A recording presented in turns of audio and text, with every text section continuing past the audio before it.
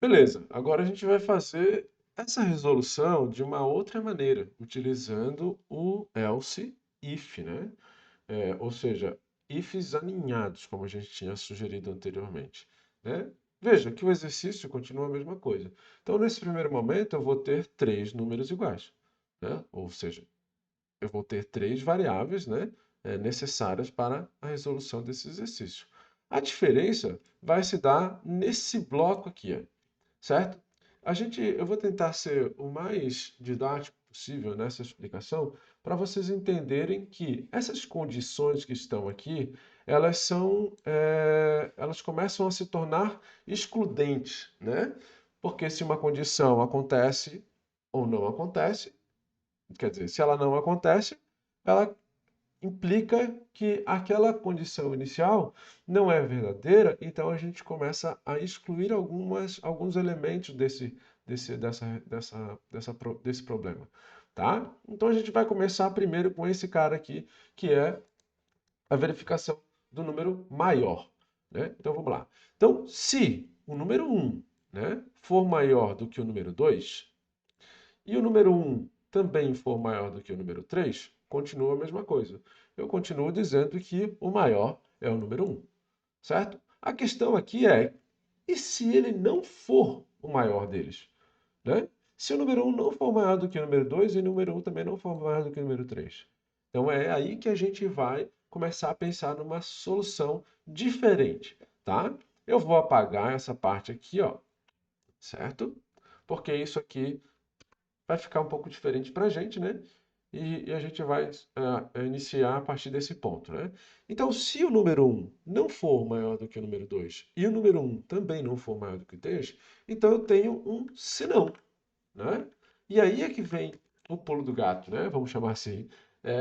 Onde eu não tenho o número um como um dos maiores. Então, agora eu tenho que verificar agora se são o número 2 e o número 3. Então, se não, se o número 2 for maior do que o número 3, aí eu falo que então o maior é o número 2, certo?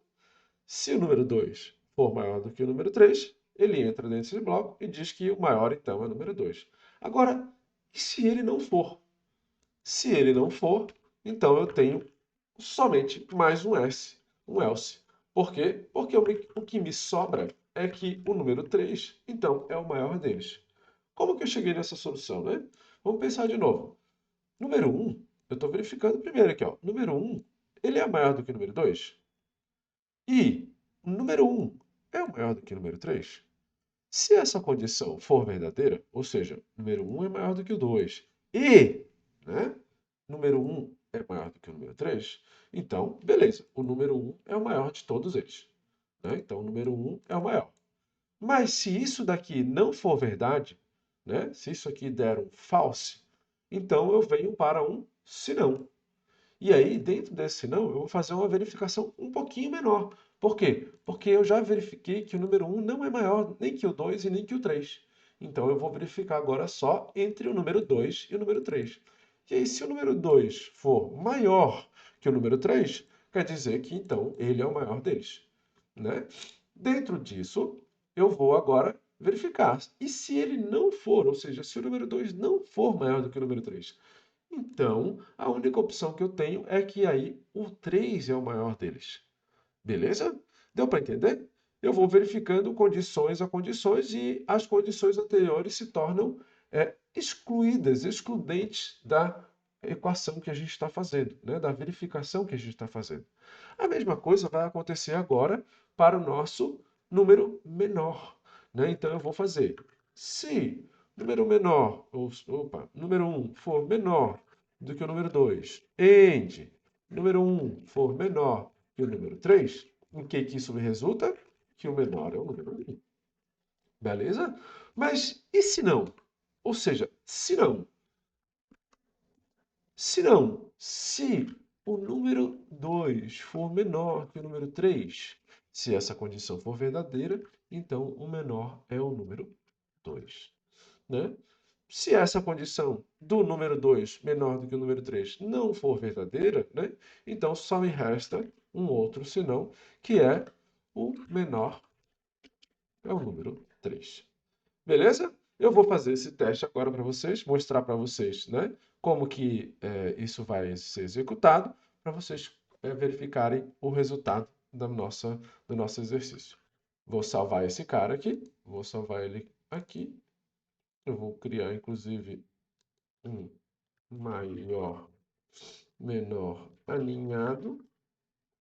2, vou chamar ele de 2, porque eu já tinha feito ele antes, né?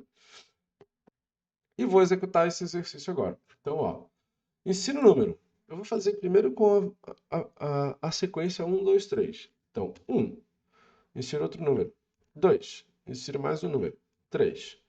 Então, ó, o menor é o número 1 e o maior é o número 3. Eu vou executar esse cara de novo, né? Agora, eu vou fazer o inverso, onde eu tenho 5, 4 e 3. Olha aqui, ó, o menor é o número 3, ele conseguiu identificar corretamente, né? E o maior é o número 5. Notem que nem nessa execução e nem nessa daqui, eu usei o número do meio, né? Entre o menor ou o maior.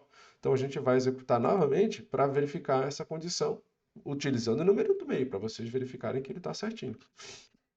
Então, agora eu tenho 3, certo? Vou fazer o número do meio menor. 1, e eu tenho 7. O menor é o número 1 e o maior é o número 7, como a gente tinha previsto, né? Executando de novo, eu vou colocar agora 7, 3 e 1. Vejam que o menor é o número 1, né? Que é aquele dessa condição aqui, e o maior é o número 7 também. Beleza? Então, com isso, a gente executou aqui duas soluções para o mesmo problema, né? Verificação do número maior e número menor, certo? Utilizando duas formas diferentes. Uma com ifs sequenciais e outra com ifs aninhados. Beleza? Vamos para o próximo exercício, então? Vamos lá.